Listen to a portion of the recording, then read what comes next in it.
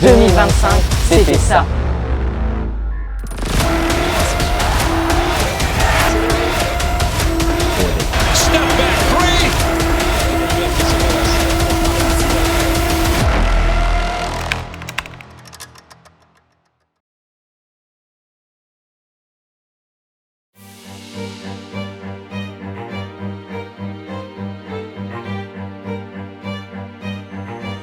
Le monde du handball se retrouve éclaté entre la Croatie, la Norvège et le Danemark pour le championnat du monde de handball masculin. Un tournoi comme il en existe beaucoup en apparence. Parce que très vite, une équipe va se hisser au niveau des plus grands, contre toute attente. Une équipe qui n'est pas habituée aux médailles. Pas une équipe qu'on avait entourée en rouge sur les tableaux. Le Portugal. En phase de groupe, match après match, ils imposent leur vision du jeu, ils s'installent et surtout gagnent des matchs. Et quand les phases de groupe se terminent, ils sont là, en tête de leur groupe, devant la Norvège. Sauf que le plus dur commence. Des surprises, on en a vu, mais souvent elles voient leurs rêves s'arrêter aussitôt. Et cette phrase se confirme lorsque les tableaux du second tour sont annoncés. Le Portugal se retrouve plongé dans un groupe encore plus relevé. La Suède, la Norvège et l'Espagne. Des grands noms du handball européen. Sur le papier, ça ressemble à une fin d'une histoire extraordinaire. Sauf que sur le terrain, c'est tout l'inverse. Les Portugais s'accrochent, résistent et gagnent les matchs au moment où il faut. Et contre toute attente, ils terminent encore une fois en tête de leur groupe. À ce stade, ce n'est plus une surprise, c'est une prouesse. En quart de finale, un nouvel obstacle arrive. Et cet obstacle s'appelle l'Allemagne. Un match tendu, serré, indécis jusqu'au bout. 60 minutes ne suffisent pas pour départager les deux équipes. Il faut aller en prolongation. Et au bout de l'effort, le Portugal s'impose 31-30. Le Portugal est en demi-finale d'un championnat du monde. Et là, on se dit que plus rien ne peut les arrêter, car ils n'ont plus rien à perdre. Sauf que les Danois, les tenants du titre, les favoris et surtout qui jouent à domicile, sont sur leur route. L'écart se creuse rapidement et la marche était trop haute. La défaite est lourde, 40-27. Mais on retient surtout un magnifique parcours. Cette équipe a rendu fière une nation et a marqué son empreinte dans la compétition internationale. Mais le tournoi n'est pas terminé. Ils peuvent encore aller chercher une troisième place. En face, de nouveau un adversaire coriace, la France. Un combat qui a duré jusqu'à la fin. Encore une fois, un match qui se joue sur des détails, sur une possession, sur un tir. Et le Portugal s'incline 35-34 contre la France. Le Portugal finit au pied du podium. Ce tournoi change la vision qu'on a sur cette équipe et qui laisse une impression claire. Ce Portugal-là ne sera plus jamais considéré comme celui d'avant. 2025 venait à peine de commencer et le ton était déjà donné.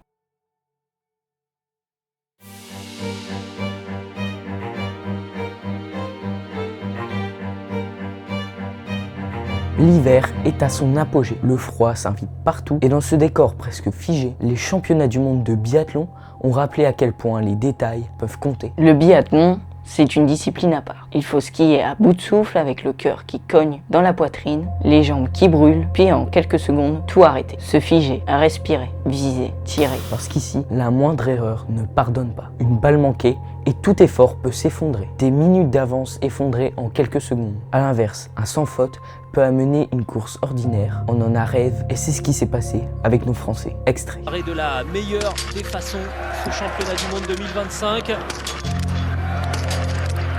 Ça va trop vite pour le caméraman. Dernière ligne droite, il y a eu un tour de pénalité qui s'est transformé en tour d'honneur pour Émilien Jacquelin.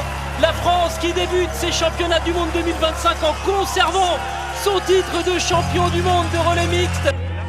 Ça sort à combien là? Ça sort à 2 secondes 9 pour Justine Brézaboucher. Pardon, excusez-moi, j'ai dit podium. Ça Ah, peut être un titre. victoire. Ah, et là, Alvarsson aussi, c'est intéressant, mais c'est surtout Justine Bréza. Je crois qu'on va. Voilà, va sortir, allez, voilà, hop, elle est comme là. ça, on Elle est joue là. la sécurité. Des sous, mais elle touche plus à rien. Bon, et là, Alvarsson qui passe aussi la ligne à un tout petit peu plus de 42 secondes. Là, il y a un groupe éto incroyable, hein, à plus de 40 secondes. Mais le titre, il va revenir à Justine Brézaboucher. 9 secondes 8 d'avance sur Francisca Prust qui a réussi. Il en est donc à son 3e passage au pas de tir, le 2e couché. Pas grand chose à acheter sur ce tir non plus. Hein. Parce que tu es en lutte avec un superbe fondeur qui est Tommaso Giacomel. Et il a tout donné jusqu'au bout. 2 minutes 15. La voilà maintenant, la référence.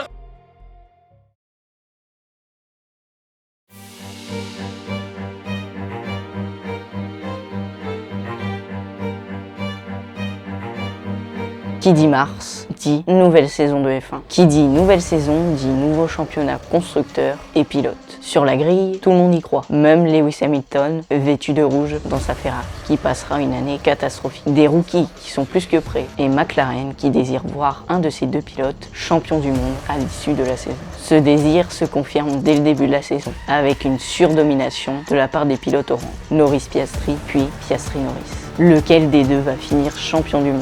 C'est la seule question que l'on se pose alors qu'on vient de débuter une saison pleine de rebondissements. Ouh, il va tout droit, et oui, on le sentait lisse. Que d'obstacles surmontés dans ce Grand Prix pour venir s'imposer ici en Australie. La victoire de Lando Norris, juste devant Max Verstappen.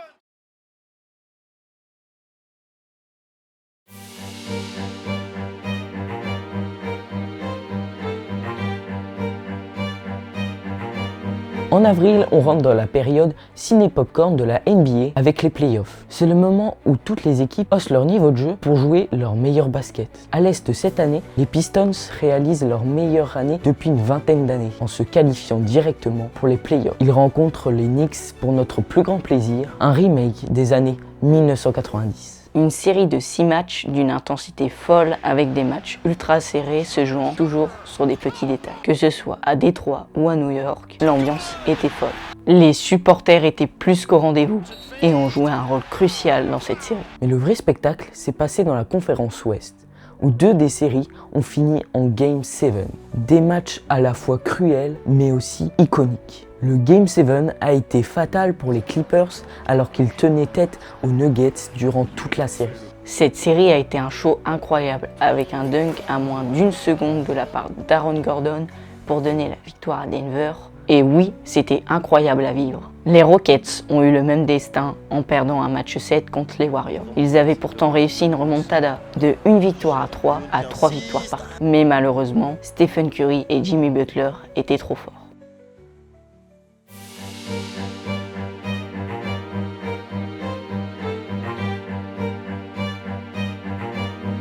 En mai, comment ne pas parler du parcours incroyable en Ligue des Champions du Paris Saint-Germain et de cette finale historique pour le club. Une finale qui allait dans un sens unique, heureusement dans le meilleur des deux. Un 5-0 qui résume parfaitement la saison du PSG. La révélation Désiré Doué, un entraîneur de génie, un buteur retrouvé et un collectif bien fondé, telle est la clé pour gagner sa première LDC. Ce mois de mai ne se résume pas seulement à une finale, mais bien à 2. En effet, le rugby français a triomphé en Champions Cup, au bout d'une finale remportée par l'UBB face au Northampton Saints. Cette UBB s'était hissée grâce à une victoire face au Stade Toulousain, donc on était sûr d'avoir un club français en finale. Le rugby français triomphe depuis plus de 5 années consécutives en Champions Cup, notamment grâce au Stade Toulousain ou encore le Stade Rochelais.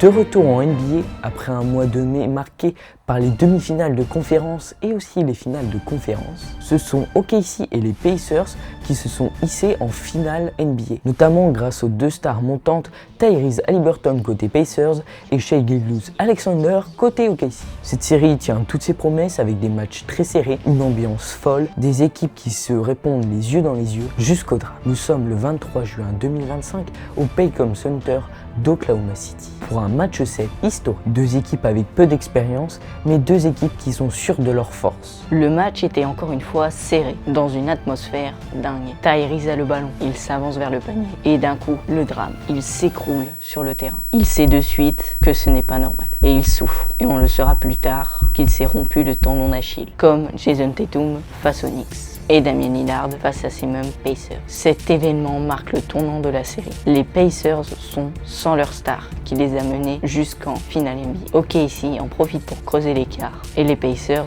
ne sont jamais revenus. OKC devient pour la première fois de son histoire champion NBA et Shai Gilgeous-Alexander sera le MVP de ces finales. Tout le monde aurait voulu voir comment cette finale se serait terminée si Tyrese Haliburton ne s'était pas blessé. J'en profite après l'enchaînement de ces choses folles de 2025 pour vous demander de liker et de vous abonner. C'est le meilleur moyen pour nous aider. Et nous, on y retourne avec le mois de juillet. Je vous promets, vous n'allez pas être déçus.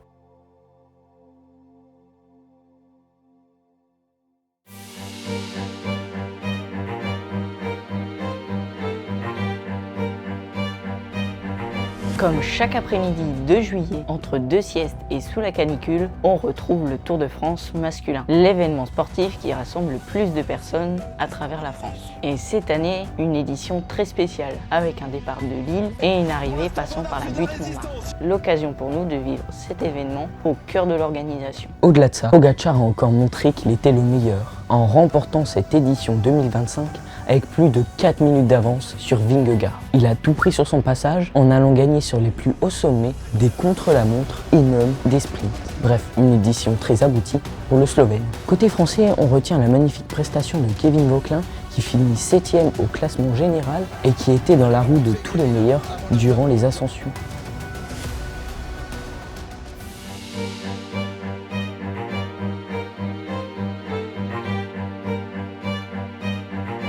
Après les hommes, ce sont les femmes qui se sont illustrées avec le Tour de France Femmes. Une édition très spéciale pour la France qui a vibré à travers Pauline Ferrand-Prévot, vainqueur inattendue de cette édition. Elle a su saisir les opportunités alors qu'elle n'était pas du tout favorite. Une domination totale et elle remporte même la dernière étape. Quel beau moment pour la France. Ce mois d'août a été exceptionnel pour les Français, dont Arthur Pilard, nouveau champion du monde de BMX. Après un fabuleux triplé au JO de Paris en 2024, Arthur Pilard continue dans cette lancée, en remportant ce championnat du monde, lui qui n'avait malheureusement pas pu participer à ces Jeux Olympiques. Enfin, on retourne aux voitures, avec notre rookie français Isaac Hadjar. Oui, celui qui a évité une voiture de justesse dans le tunnel à Monaco. Et il signe son tout premier podium à Zandvoort, au Grand Prix des Pays-Bas. Auteur d'une très belle saison, il signe son premier podium en carrière en F1. Et le trophée témoigne de son bonheur. Le meilleur moyen de nous aider est de partager et commenter cette vidéo, mais aussi de nous rejoindre sur notre Instagram et TikTok, là où on est le plus actif. Et nous, on passe à octobre.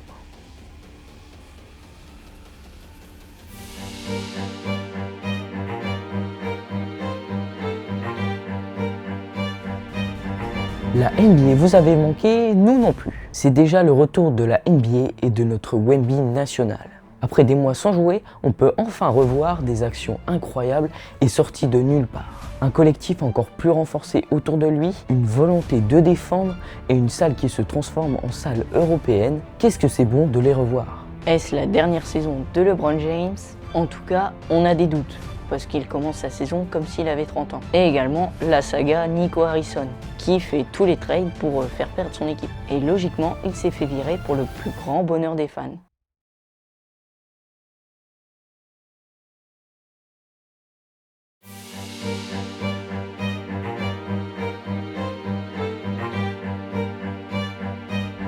Et enfin, le mois de décembre. Et on replonge direct dans la F1. Et oui, la lutte pour le championnat n'est pas finie. Et oui, McLaren n'est plus sûr d'avoir un champion du monde, car Max Verstappen a réalisé une des plus belles remontadas de ce sport. Tout va se jouer comme en 2021 au Grand Prix d'Abu Dhabi. Mais malheureusement, Max Verstappen n'a pas réussi à devenir champion du monde. Et c'est bien le Britannique Lando Norris qui s'empare de ce titre pour la première fois de sa carrière. Et voilà, cette année se finit ici. Une année riche en émotions, en retournements de situation et surtout une très belle année pour nos Français. Merci de nous avoir écoutés jusqu'au bout. Vous faites partie des plus grands fans du sport. Pour cela, laissez-nous le savoir en commentaire en mettant un emoji calendrier. Et sur ce, à 2026.